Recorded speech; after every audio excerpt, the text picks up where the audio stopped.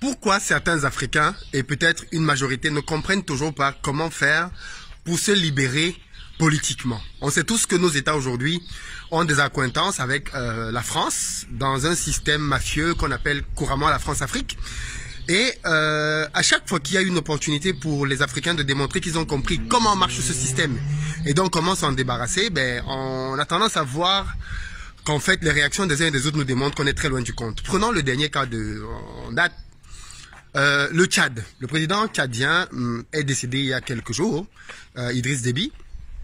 Et actuellement d'ailleurs on semble assister à une succession dynastique de pouvoir dans laquelle le fils d'Idriss Déby est aujourd'hui aux commandes du pays.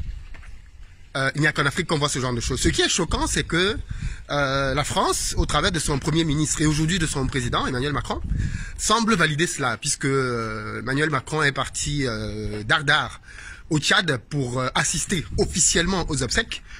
Mais bon, on sait bien que c'est pour s'assurer que l'intérim va être fait et que les dossiers vont être gérés comme cela se veut à l'Élysée.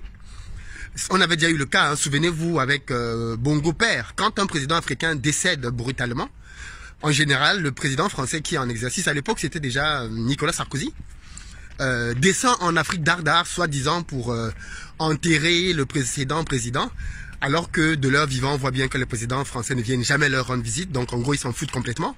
Mais le jour que l'un d'eux décède, par contre il y a un intérêt subit de la France qui fait que le président français débarque et il veut aider, il veut soutenir, il veut tout ce que vous voulez, la population du dit pays. Bon, bien évidemment, nous ne sommes pas naïfs et nous comprenons bien que la présence du président français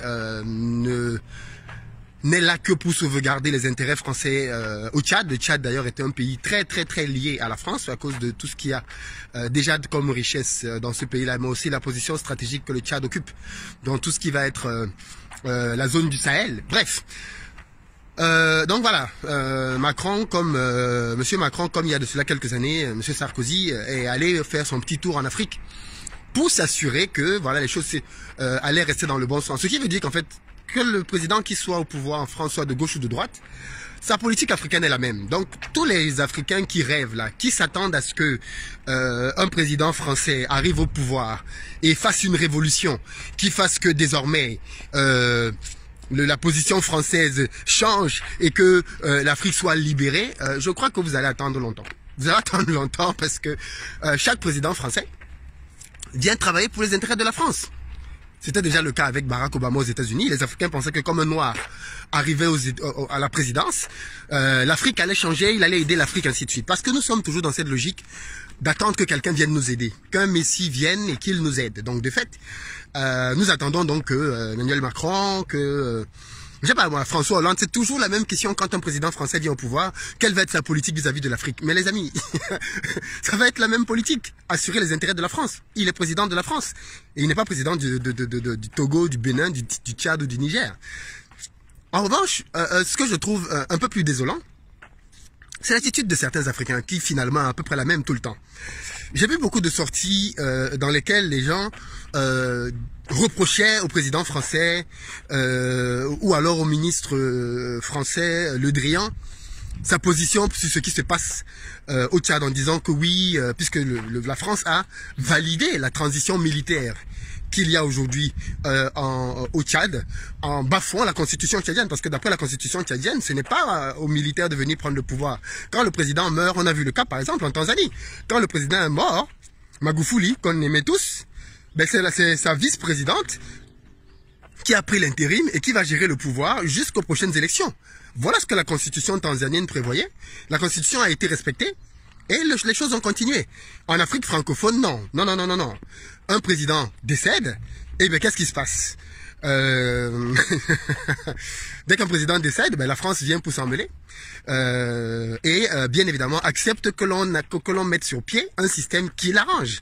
On a eu la même chose au Mali. Vous savez, quand il y a eu une rébellion au Mali et que le pouvoir en place a été bousculé, vu qu'au début, les personnes qui ont pris le pouvoir au Mali ne semblaient pas correspondre à toutes les attentes que l'Élysée voulait, Eh bien, au début, l'Élysée a dit que non, on ne doit pas avoir des militaires au pouvoir. Les militaires doivent libérer le pouvoir et le donner aux civils. Par contre, au Tchad, oui, là, les militaires peuvent garder le pouvoir. Non, il n'y a pas de problème. Les militaires, c'est très bien. Ils peuvent garder le pouvoir. Bon, on peut se demander pourquoi d'un côté, quand on est au Mali, les militaires ne doivent pas garder le pouvoir. Et quand on est au Tchad, là, par contre, oui, les militaires et de surcroît, le fils du président peut garder le pouvoir. Et pourquoi est-ce que je dis que ce qui m'embête vraiment, c'est le manque de maturité politique de beaucoup de nos leaders. C'est qu'aujourd'hui, beaucoup de gens sont en train de crier sur la France. Oui, la France ne doit pas si, la France doit libérer, la France doit partir. Ce sont les mêmes pleurnicheries depuis des années. Depuis des années, on a toujours la même position de pleurniche vis-à-vis de la France, qui consiste, quand il y a quelque chose en Afrique, à s'attaquer à la France en espérant que la France va libérer l'Afrique d'elle-même. Mais je ne sais pas pourquoi est-ce qu'on est aussi naïf. Je ne sais pas si on a déjà vu ça d'ailleurs, quelque part. Si on a déjà vu un seul endroit dans le monde, quelqu'un qui a un pouvoir partir simplement sur demande dans les réseaux sociaux. Moi, je pense que les Africains doivent comprendre comment fonctionne le monde et arrêter d'être naïfs. Parce qu'on gagnerait beaucoup en temps. Et on commencerait enfin à travailler là où il faut travailler. Regardez ce qui s'est passé en France à l'époque de la prise de la Bastille. La prise de la Bastille n'a été possible que parce que la population est descendue dans les rues. C'est un peuple qui se libère. Retenez bien ça. C'est un peuple qui se libère. Ce qui suppose donc que si on veut que le Tchad soit libre, si on veut que le Mali soit libre et tous les autres, c'est au peuple d'assumer sa liberté et sa révolte. Alors bien évidemment, oui, ce peuple a besoin de leaders, il a besoin de personnes qui vont l'encadrer, il a besoin de personnes qui vont l'orienter, on est d'accord. Mais c'est au peuple d'assumer sa révolte. Vous prenez le Che Guevara, vous prenez partout là où vous voulez les révoltes. Alors il y a toujours une partie, parfois militaire bien évidemment, qui peut intervenir, mais ça se fait avec le peuple. Donc aujourd'hui en réalité, si on veut que la transition militaire qui a lieu au Tchad n'ait pas lieu, la seule chose à faire, c'est de mobiliser la population pour qu'elle descende dans les rues et qu'elle dise non à cette transition. C'est la seule chose. Venez dire à la France que la France doit quitter, la France doit partir, c'est une perte de temps. C'est une perte d'énergie. Parce que ça n'arrivera pas. Parce que ça n'arrivera pas. Si vous voulez quelque chose, si vous voulez que quelque chose se produise, allez agir là où vous savez que vous allez avoir de l'impact. Et dans le cas d'espèce, si on veut de l'impact, il faut agir directement sur la population. Parce que c'est à la population d'assumer sa propre révolte. C'est à la population de dire on en a marre d'un certain type de gouvernement. C'est à la population de dire on en a marre d'un certain style de régime. Mais comme travailler auprès de la population pour que celle-ci ait de la maturité politique et qu'elle arrête de voter à cause du pain ou de la sardine, comme ça c'est difficile, eh bien les gens ne vont pas aller faire ce travail-là. Ils vont préférer faire des petites révoltes sur les réseaux sociaux, faire 2-3 articles, ameuter 2-3 personnes, et puis c'est tout. Mais le vrai travail d'éducation des masses, qui est un travail colossal, il va être refusé. Or, vous allez bien voir que là où les révoltes et les révolutions marchent, parce qu'en fait il faut bien comprendre que si on change même de dirigeant aujourd'hui et qu'on nous donne d'autres dirigeants en Afrique, eh bien c'est la tendance du pouvoir. Ces dirigeants-là vont aussi arriver et ils vont commencer à changer d'avis. On a le cas de Patrice Talon, par exemple, au Bénin. Patrice Talon, quand il est arrivé au pouvoir, il avait dit qu'il venait pour un seul mandat. Aujourd'hui, il vient de faire son deuxième mandat. Peut-être qu'il a pris goût au pouvoir. Et vu qu'il n'a quasiment plus d'opposition, peut-être qu'il est parti pour rester là très longtemps. Qu'est-ce qu'on en sait? On verra dans les prochaines années.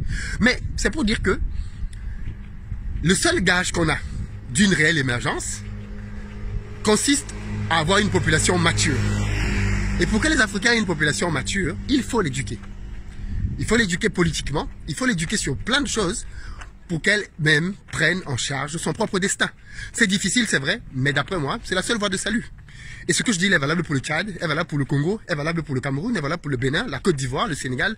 Partout là où il peut y avoir du mécontentement, ça doit se traduire de la part des opposants politiques par davantage d'éducation des populations, afin que ces populations-là soient prêtes elles-mêmes à assumer leur propre révolte. Voilà un peu mon analyse par rapport à tout ça. Dites-moi ce que vous en pensez dans les commentaires. On ne peut pas faire de business et fermer les yeux sur l'actualité politique. Le Tchad est un pays qui nous intéresse au plus haut point. et dans lequel on prévoit d'aller travailler dans les prochaines années. Donc forcément, ce qui se passe là-bas nous intéresse. Et voilà, moi je profite aussi de ce genre de vidéos pour partager un peu ma vision sur l'éducation, afin que les uns et les autres, qu'on puisse échanger là-dessus, quoi. Dites-moi ce que vous en pensez. Peut-être qu'on fera un live d'ailleurs spécial pour parler un peu de toute cette thématique d'éducation de nos populations massive, je dis bien, parce qu'il y a beaucoup d'ignorance, et c'est peut-être là-dessus que beaucoup de ces dirigeants-là jouent encore, bien évidemment, parce que cette ignorance-là profite d'abord à certains de ces dirigeants-là. Dites-moi dans les commentaires ce que vous en pensez et partagez la vidéo, elle peut avoir de l'impact. Ciao.